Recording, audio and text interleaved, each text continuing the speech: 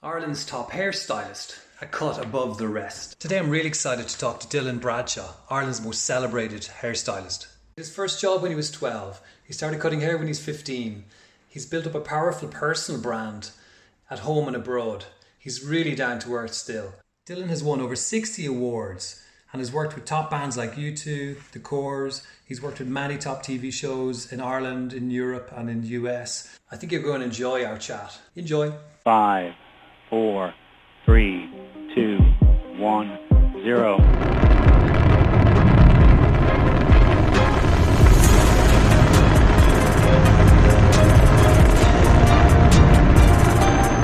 Welcome to the Selfmaker Show. This is your host, ConorLyn.ch.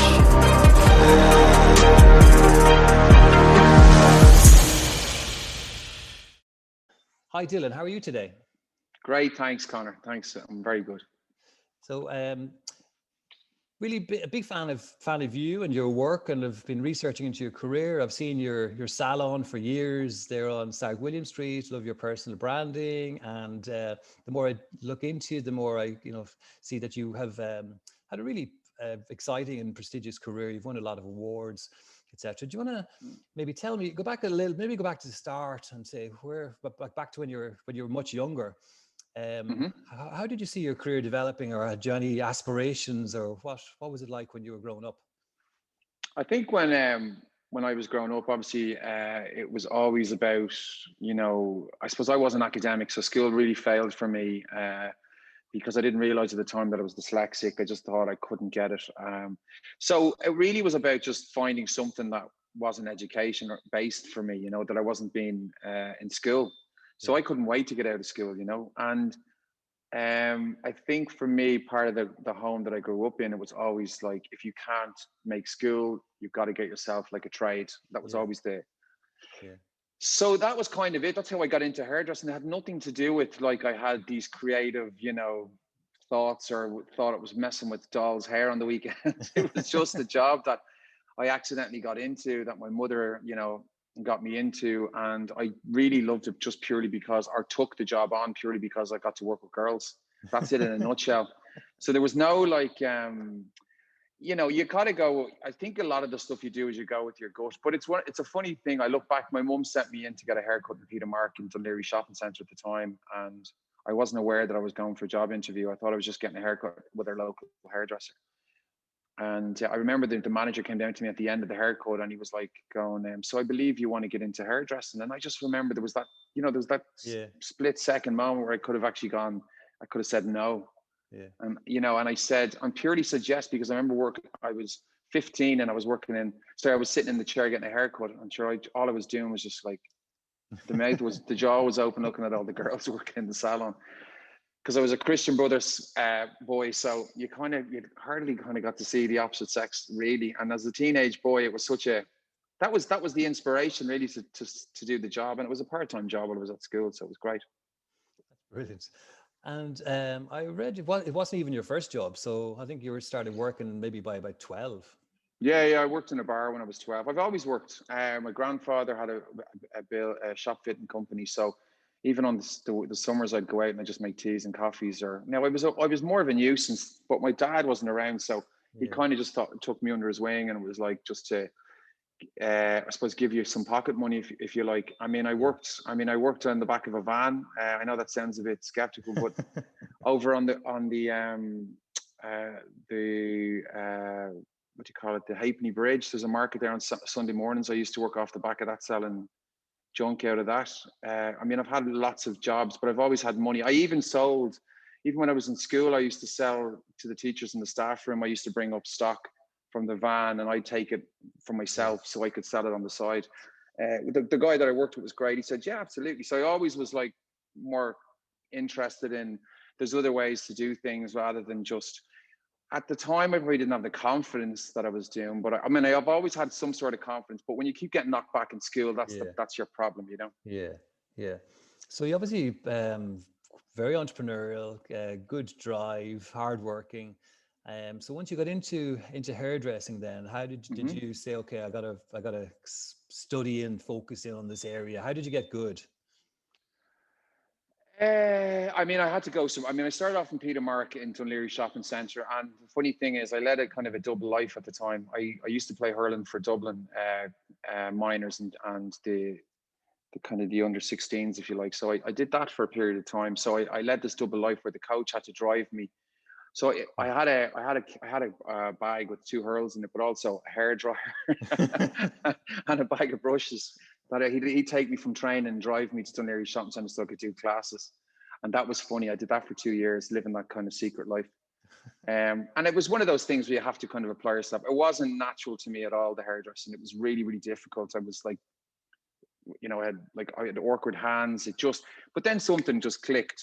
Yeah. My gift always has been the gab. I can, I can relate to people. I get on with people, and that's always been my, I think, kind of foundation, if you like, whatever I do. But getting better at the hairdressing was kind of just a thing that I was working hard at, and then I got the opportunity to go into the city centre, and that kind of changed my life then. Yes.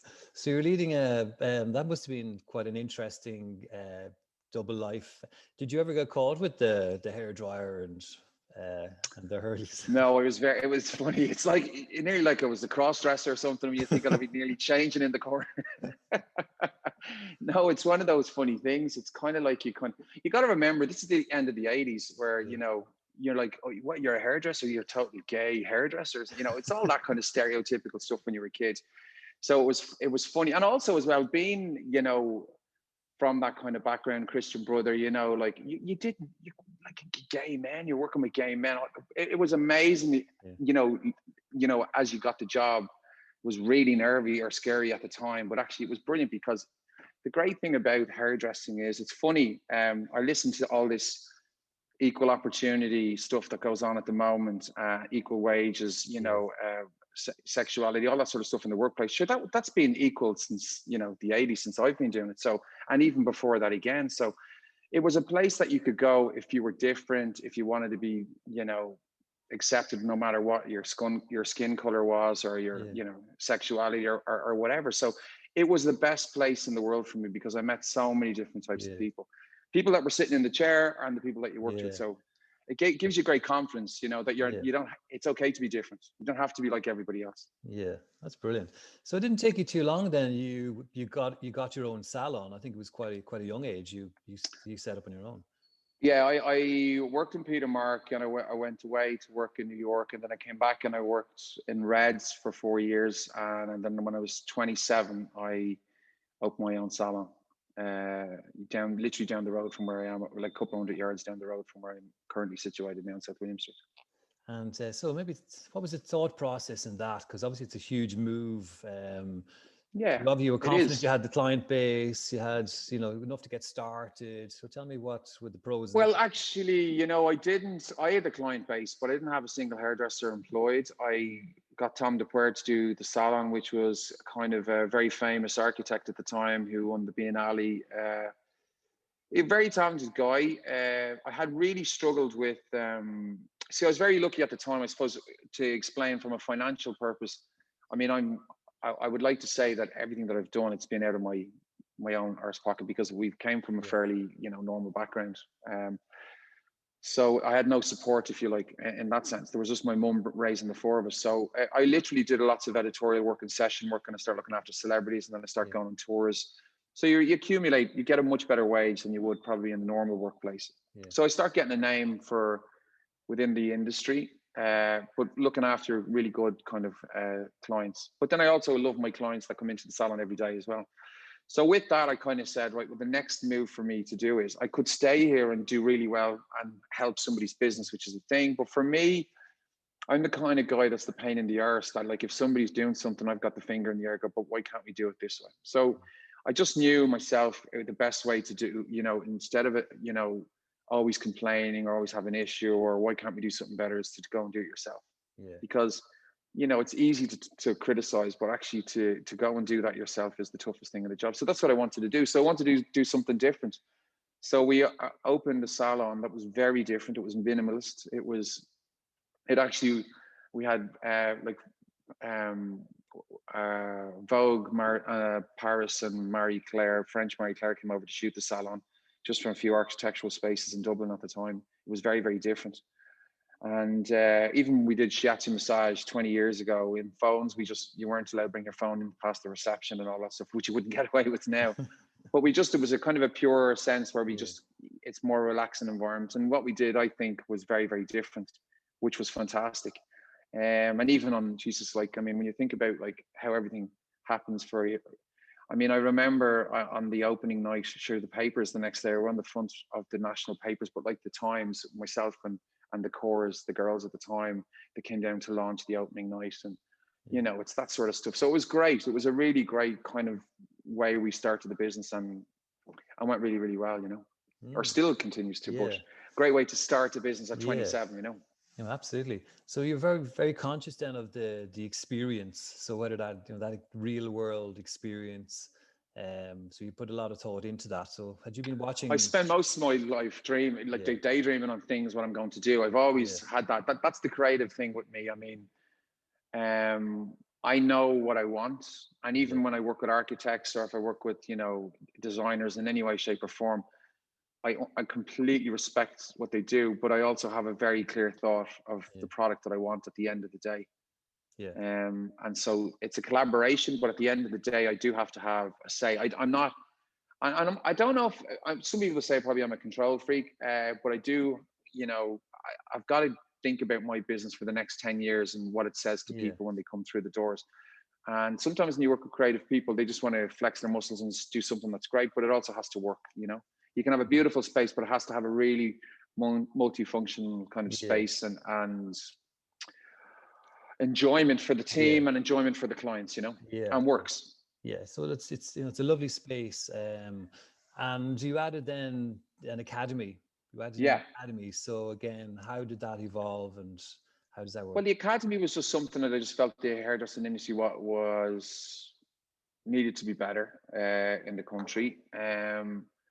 And then I wanted to kind of, I suppose, I found that doing the one-off courses are great, but I actually just thought maybe we'll do a full-time academy where people can come in and become a hairdresser after, you know, the 12 months or 6 or 18 months that they just enlist, and it's a full class of 12, and that's the way we went about it, you know. But the reason we went about that also was that I took on a space that's 10,000 square feet. So I didn't really want people taking other parts of it. Like I had a landlord that had it broken up. It was a wreck of a building that we brought back to life. And then it was like kind of going, how do I block the rest of the building off rather than sharing with somebody else? So I was trying to create a business also model that could kind of pay for that. Because it's, you know, if you're talking about on a high street in the city centre of 10,000 square feet, it's a lot of money. You know, I opened that 11 years ago, what age am I now? So it was like, I was 35 when I opened that, 36. So that was a big undertaking as well.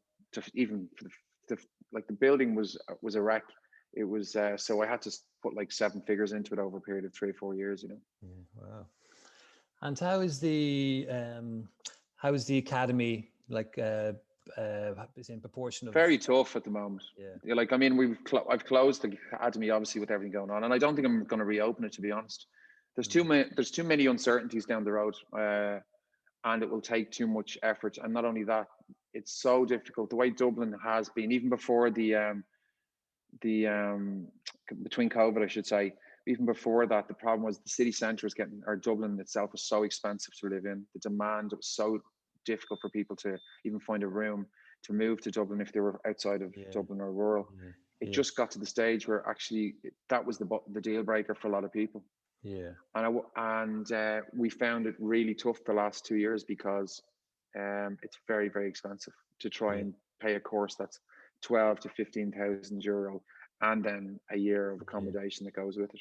So you find a lot of people are kind of going, I don't know if I can deal with it. But even the hassles of trying to get a place in Dublin was tough. So we looked at other ways and options and stuff of like we could set up houses and bring people to it, but it's just too much effort. It's just too much manpower for the return that you're in. Like there's a day, like the love of what you do, but then you have to turn around and go, actually, you know, I love what I do, but I don't want it to be taxing now. You know, I'm happy when you're 27 to open a business to work for nearly free to get it where you need it to be, but not when you're 47. It's a different. So you have to, like, I think that's the thing about business as well. You have to know when to call it and say it's not going to work with all these kind of I suppose all these criteria outside your business that you can't control. Yeah. Is there anything then that you've been thinking about over the last number of months, like maybe other avenues or other ideas? Yeah. I'm going to refit the salon out next year. I was him and hawing about doing it. Obviously, we were going to do it this year, but then with COVID, you're kind of going, Jesus, like, what is Dublin City going to be like now once we come back? Because it is the change in the city centre has been like dramatic, and not just that people aren't there, but actually what's people's shopping habits going to be like when this is lifted, and then what does next year see? Because nothing's going to just switch back on. It's going to take time, and I realistically I can't see the business become, or I can't see the city centre, I suppose, becoming normalized on at least September of next year. I think definitely the numbers are going to get better and it's going to get more confidence in the place, but like this thing isn't going to go away overnight. But also there's people's habits have changed as well. Suburbs has become a very popular place at the moment for people compared to the city centre. Now the advantage we have is half our business travels from 32 counties. But the disadvantage to that at the moment is obviously they come from 32 counties. So we're going to do a fit out. I have a completely different concept of the salon. I'm not reacting to COVID-19 or to the COVID, but I've always wanted to do something again different. We've had 11 years out of this fit out, if you like, and experience, and I just want to pull it apart now and redo it differently. Very good. And tell me, so how does the online experience work for you? So promoting your brand online and websites, have you been into marketing yourself online for a long time, or what's happened there? So yeah, I'd be almost like a newborn, I suppose, when it comes to social media and that kind of presence stuff that we're doing. And I am learning slowly. I definitely think we've made it more of from a business point of view, it's definitely making more, because you're sitting at home more, you can kind of think about things to do. I think the problem for me is if you want to put effort into social media and make it exciting, you have to really allocate a lot of time to do it. And I don't have a lot of time because I'm quite busy, but it is something we've reflected on and looked at and said, I'm going to take a day off looking after clients so I can just, record content and put up stuff, and just to make sure that the stuff that we're doing represents the business that we do. I have a love-hate relationship with social media and the stuff. I think 99% of the stuff is just copied, pasted, and the same old jargon that gets put up there. So I do think if we're going to do something, I'd like to think about trying to do something a little bit different and thinking about it from another angle rather than I suppose the angle that everybody else does. Very good. So if like your logo, obviously I really like your personal brand. Can you maybe tell me about that? Because I think that's very early stage personal brand. You got into it early and it's very strong. Just maybe describe the logo to people. I mean, I think logo and your brand, it's very funny when you open a business first and people start talking about your brand and you're like so paranoid or conscious going, brand, what's that mean? Like, I mean, does that make me sound like I'm big-headed or whatever?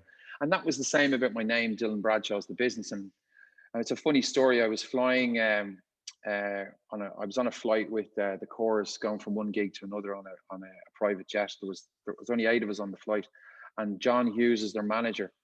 He was asking, we were away for 3 months, and he said, so what are you doing now when you get off the flight, or what are you doing for the 2 weeks off? And I said, actually, I'm going to go look at a salon, the potential to a salon.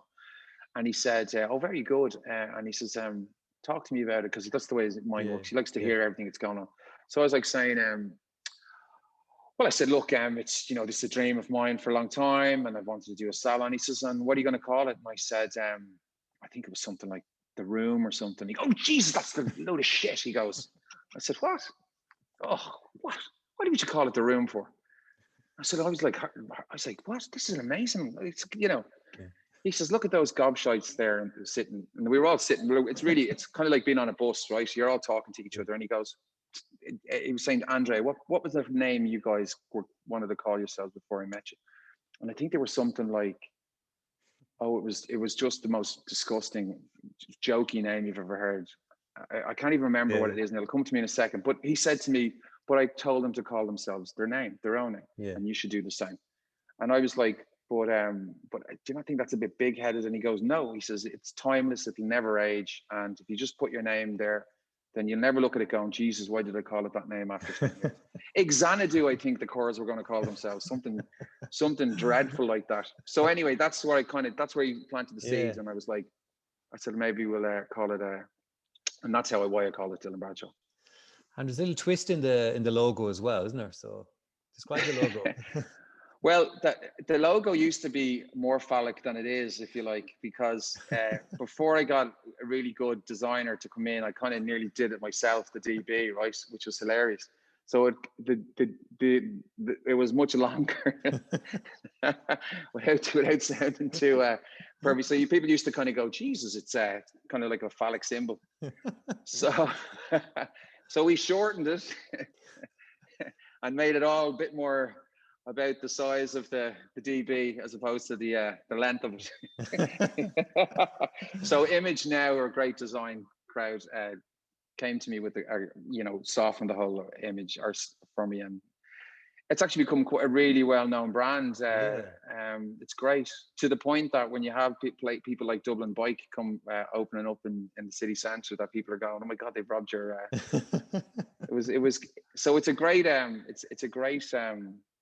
logo, I have to say, and it's funny enough, it's timeless, it hasn't aged at all, which is great. And the scissors as well hidden in there, which I think that was it. Really that was originally the idea of it, was just the scissors, exactly. Sorry. And then we just pared it back a little bit. So it's really, really, really clever. It looks really looks great. And then I love the door handles as well, and so you've got the DB for the door to let yourself into the building as well. So all nice touches. A lot of nice it was just about it. I suppose at the time when we opened the salon that in South William Street, we were probably 9 years in business, and it was just like, okay, so we're opening this basically space, and I wanted to create it like a little boutique hotel where it wasn't very salon-y feel as you came into it. So that was the whole idea. We just wanted to make it a little bit more luxurious and make the brand even stronger, just by some of the units that the DB would be in, the units are mounted into. So we have brought our own, tools to market. We brought our own hair care, like brushes and stuff like that. So it was great. It was just the next level for us to do. Our makeup range, and just little things like that. We were never there to take over the world. And that's the one thing I would definitely say to anybody. We're not here to like open 20 shops. We've never had any interest in it. I'm just happy to have one big store and that we're a destination space. I don't want to manage, and I don't want to have, hundreds of staff. I just literally happy to have a place that I can call home from home, that I go to work, and that I can control the environment, and that we have a kind of, a good space that doesn't dilute the brand in any way, as far as I'm concerned. I think once you start going into other salons or creating other salons, I definitely think you have to look at your brand in a different way. And that's kind of it. And it's funny, like, as you get older, people say to you, I mean, we've been very lucky as a business. I've had big department stores that come to me and said, look, we would love you to set up within our space. And of course, when you're a little bit younger, you're like, yeah, that could be good. That would be great. But then once you start sitting down and you're doing the figures, and then you kind of do like the 7 days a week that these places are open, and you just go, it's not worth it. It's just diluting what I do, and it's going to take the energy away what I do. We've been lucky to have people who have offered us to come over to London and open up over there. Again, it's one of those things which is great. But I remember myself and my wife talking about it, going, she was really up for it, said, would it be great for it? Would be great for the brand. And it would be great for the brand, but then you kind of go, like, I love my family. I love being at home when I come home, and then it's just a trade-off. So you've got to kind of, I suppose, in life, it's that balance. What do you want? Do you want to be like the best, at this, which is great, and then suck at this, or do you want to kind of be just have an equal balance? Which I kind of like that. I like the idea that we work hard, but we don't have to work, ridiculously hard. I mean, I do work really hard, but I mean, I don't really want to go working hard somewhere else. I still want to come home, see the kids, spend time with the missus while she'll have me at the moment, Very good. So obviously then there is a danger of diluting a brand by spreading it too far and, you know, going to different markets and new stores. There is a danger, you know, that the quality goes down. But so obviously when you hire people, then they have to take on your brand and represent you and go to work at your standard. So tell me about hiring good people and holding on to them, and how you manage a team, and how that has evolved over the years. I think when I was in the original salon, it was a small salon, so there was 15 stations, and there was a team of 25 at the max, you know, and that was great, because it's just kind of like, you know, the beginning of something. It's the birth of something, you know, so people buy into it straight away because they're part of the birth of the product. So that's the exciting time for any brand, as everybody knows. So you've got that 5-year period where people just, and you know, I suppose you don't take it for granted, but we have won everything, and we have featured in everything from, you know, like all the magazines to the, you know, news and media and all that. And that's great, but that helps people want to come work for you. And it also helps people want to come to experience the brand, if you like, as a service, as a client or a customer. But, you know, it's to keep that energy and that excitement up is difficult. You know, once we opened the new salon, the salon was so much bigger, so we start taking on more team, and that's kind of something that I do regret, that I just should have not gotten too big too quick. Like, that's the problem for a lot of businesses, not because we weren't generating the turnover. The turnover was phenomenal, but all the shit you had to deal with when you've got 68 staff, it was just relentless. And I had a manager at the time who was really good with a small staff, but then you're turning it on its head, and suddenly you're controlling, you know, 2,000 services coming through the salon every week. You know, and I'm the type of guy, if somebody's unhappy, I'm devastated. Like, why are you unhappy? You know, so you know, realistically, as the numbers get greater, then you have to really control what you're doing. And I have to say, it was really, really tough. I was doing, because I'm busy, I work full time with my clients, so I do 4 days a week. So I'd manage before and after the business, and I'd manage what I can see on the floor, but I can't stop everything to go to somebody if there's an issue, let's say. So that was kind of a learning curve. That was something that we kind of go, so we have makeup, we have nails, we have extra beauty services, we have lots more hairdressing going on, and we have much bigger team, bigger wage. And that kind of was really tough. And then to keep people motivated, and then you let a few bad apples in, like in any business, and they start kind of rocking the boat, and you know, it's kind of difficult. So I suppose in hindsight, I don't regret anything that I do. If I haven't made the worst mistake ever, it's part of your journey of what you do in business. It's not like something that you go, if you keep thinking, oh, destination is success, then you're leading yourself for failure. So part of the stuff that we do, you kind of go, this isn't working, so we need to like scale it back. We need to offload some dead wood, some people that shouldn't be in the business, that just don't fit what we do. And then you can spend the time and concentrate on the guys who are really up for it. But sometimes you let them down because you're too busy trying to put fires out. So that's what I have learned in business, I suppose, that you just concentrate on the good guys, because they're just so loyal, they work hard, and they believe in what you do, and they believe in the clients that they're taking care of. And that's something that we spent a lot of time in on these past few years, is just, you know, look after the good guys. And if people can't work to what we do, well, then they're not part, they don't fit the brand, you know. Same thing as well, though, industry has changed so much in the last 2 or 3 years. You know, people that want to come work and are very, very different than they were 10 years ago. And people's wants and needs are very, very different than they were 5 years ago, 10 years ago. So you have to work very, very differently with people, and you have to handle people very, very different, I think. So that's really interesting. And obviously then you've loads of interactions with clients over the years. Have any kind of interesting or funny stories that that you can share? You can share.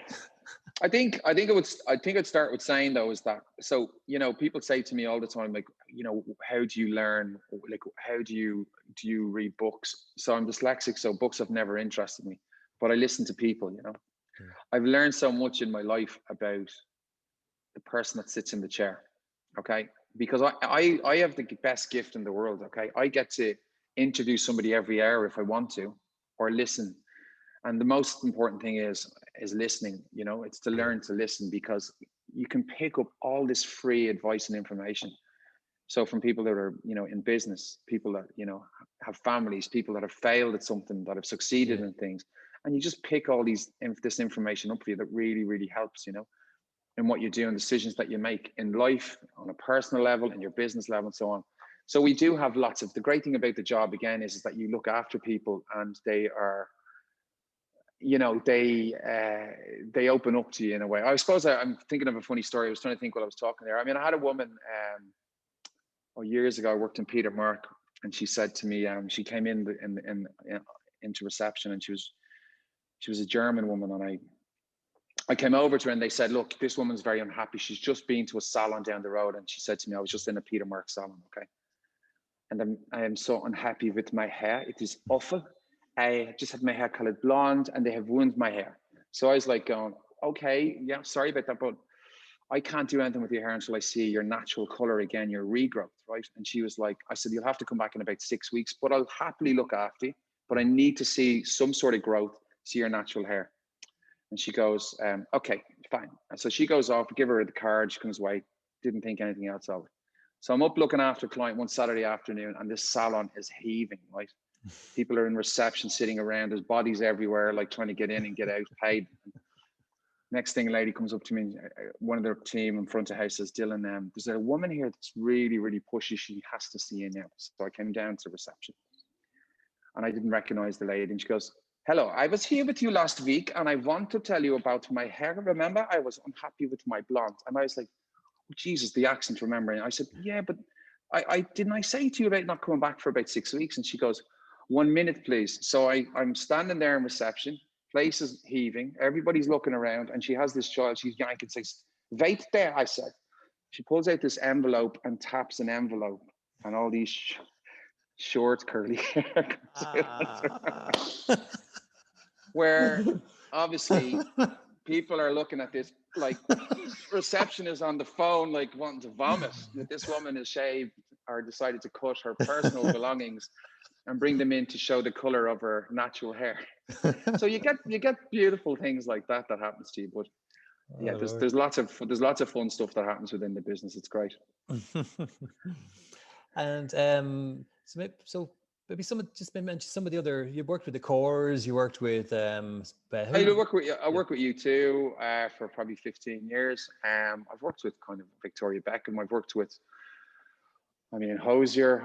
All the Irish personalities, any of the big personalities that come through. The same thing. I've looked after supermodels. I've done everything from worked in Vogue. I've done MTV Music Awards all over the world. I've done pretty much everything. I've worked on, like the big US shows as well, looking after people, the Graham Norton shows, the top of the pops at the time, and all the stuff like that, looking after personalities, celebs, bands.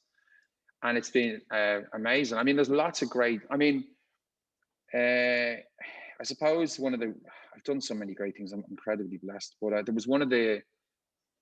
was a music video I did with U2. I've done many music videos with U2, but there was one of them where City of Lights, it was called, the song, and they shot this video where they started in Harlem on a flat truck, and they were singing the song, right, and only released it to all the media 2 hours before, right, that they were shooting a live video. So there was 3 helicopters, there was 40 cameras in different setups, and they were driving, right, and I was on the flat back truck with them behind the speaker, just me and the band before, right, for like the day, because you're in between takes, you have to look after their grooming and make sure they're all ready to go. So rather than getting off the truck and whatever, so there's this scene where, and I will never forget it, I was on the truck, right, and we were going through Times Square on this flatback truck, and there's about 50,000 people just all losing their shit, like chasing through the streets, oh my God, you too, very over the top, freaked out people. And I remember looking at myself going, Jesus Christ, this is where I started off, sitting on a seat with the manager saying to me, I believe you want to do hairdressing. That moment where I could have said no, because I didn't want to work with a load of gay men, that Christian brother mindset, and I was like going, it's been such a gift, I've stood, in moments like that. And even funny, I was getting lots of text the next day. What the lads were saying, loads of mates were looking at the Irish papers the next day because they it was on the front cover, and you see the Bradshaw fella, you know, hunkered down, and the four lads on the thing. So it's things like that. That's fantastic. I love. I mean, I have so many of those type of stories, but you're very, very lucky to at times with that. And I think you have to be aware that you have to be grateful for it. But it did, yeah. So you did obviously did the right thing. You opened up to the opportunity and said, "Oh, I'll take a risk. I'll explore it," and obviously worked out really, really well. Have you other tips or lessons, or for people that are coming, starting their career at early stage and maybe thinking of developing their skills in this industry that you're in or other industries? I think realistically, you've got to be incredibly dog-headed and strong-minded on what you want to do. Like, I was dyslexic, and I remember I had to go to a guy in business, and he said to me, "You have to do a business plan." Now, that's like saying to, you're going to have to start speaking Russian tomorrow to somebody who's dyslexic. So I actually, because I was so embarrassed, I couldn't communicate to him that I can't, physically use a computer. And so I hand wrote a business plan, and it killed me. It literally took me 3 or 4 months, and he'd send me up with the next. He said, "This is what you've got to do. Go away and do that." And that nearly killed me. That was the hardest part of the job. Raising the money is easy, right? Finding the premises, getting the architect on board, all that stuff is easy, but actually physically doing that was hard. So once I did that, I was like, I can do pretty much anything in my head. But what I would say to people is, it doesn't matter, whatever it is you want to do, if you're good enough and hardworking enough.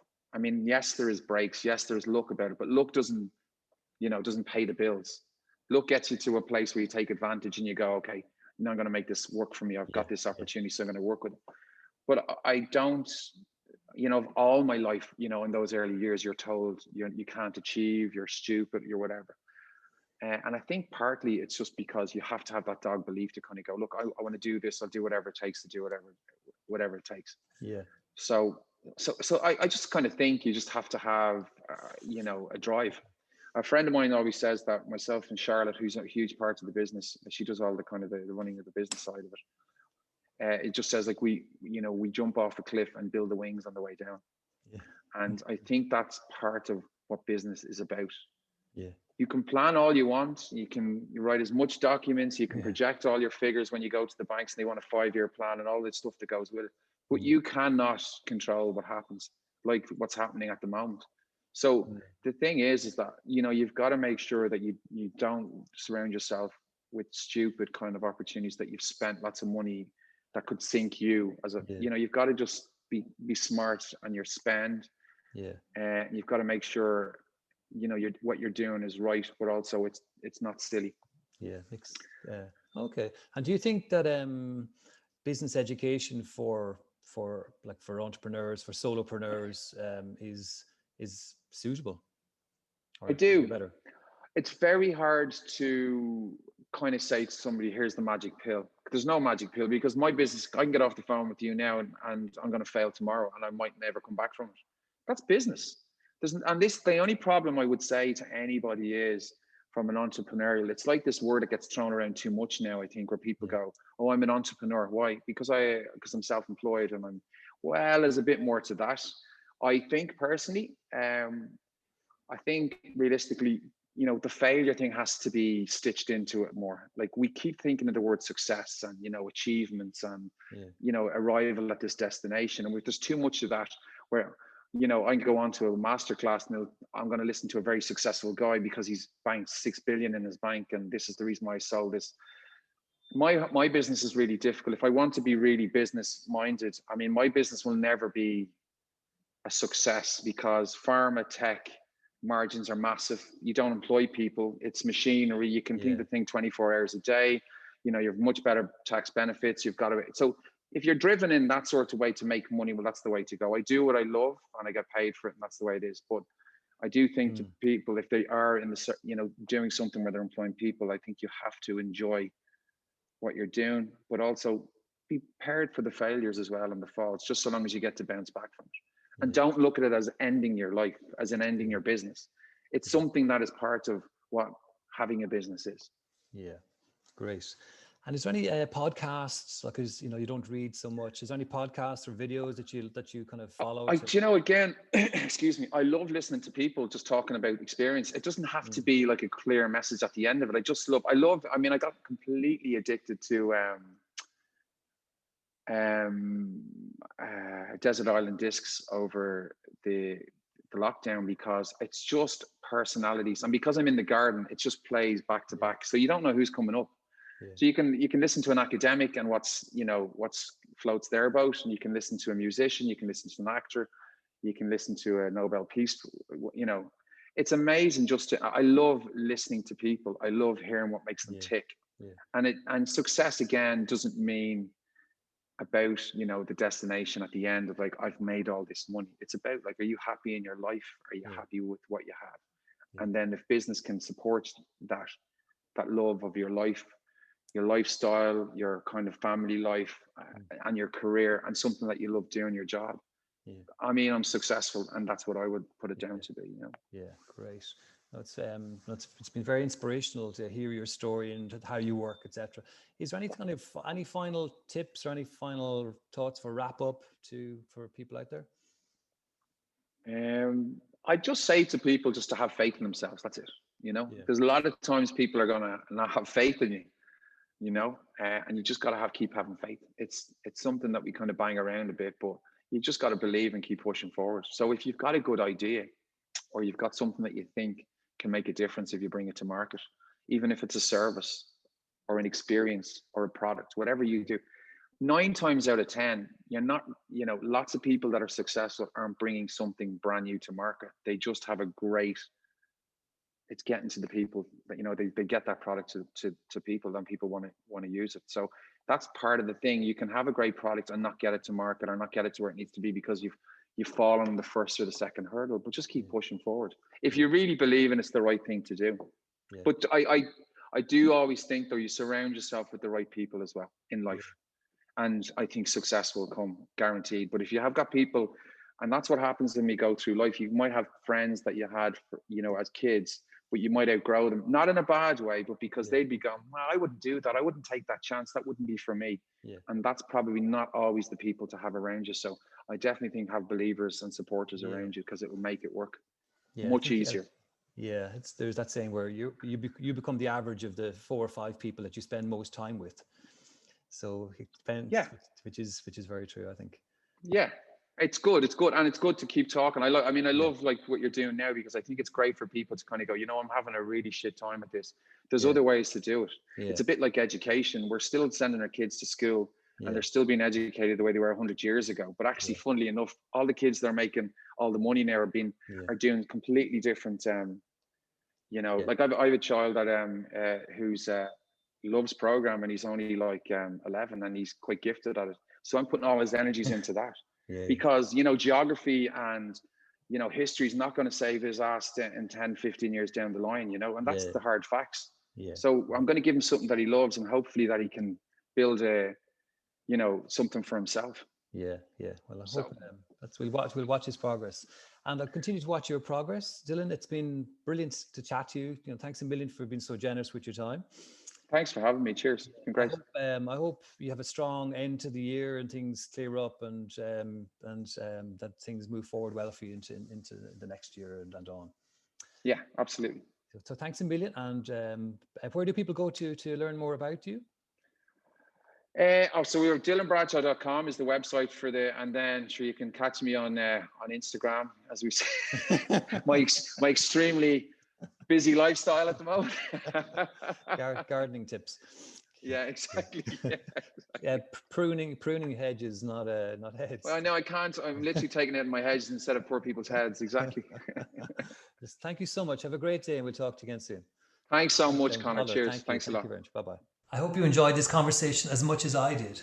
If this is your first time to join us, you are most welcome, and please subscribe for future episodes. This show is shared with you to help you succeed, so please share with others to help them succeed too. At Selfmakers, we believe you can all be your own business. We're here to help self-employed people across the globe accelerate their careers and achieve self-made success. Please visit selfmakers.com and follow Self Makers on social media. Bye for now.